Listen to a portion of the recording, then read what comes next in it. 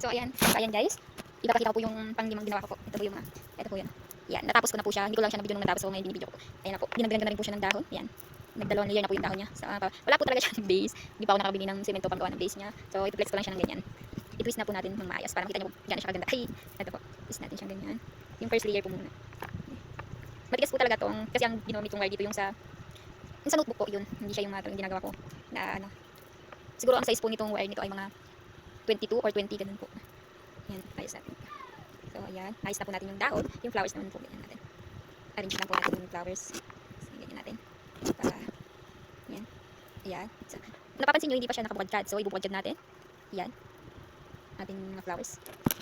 Bukadkad natin. Kung may base na po sana tayo, hindi tayo mahirapan magbukadkad ng flowers. Yan. Bubukadkad natin isa-isa.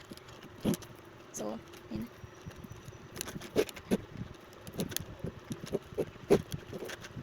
Bukadkad natin.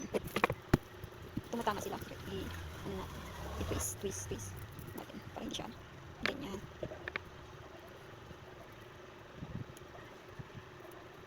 So ayan. Yung iba hindi ko na siya inopen yung iba para hindi siya hindi ko na siya inopen. So ayos na yan. Pakita natin siya. Ganyan po yung itsura niya. Kung may base po siya, maganda na po siyang tingnan. Yan po. Tulad po ng sabi ko, ito po mga nasa gitna, glow in the dark po yan. Yan. Glow in the dark yung beads na nilagay ko. So kapag gabi po ay ilaw po siya. I-try po natin patayin ang ating ilaw.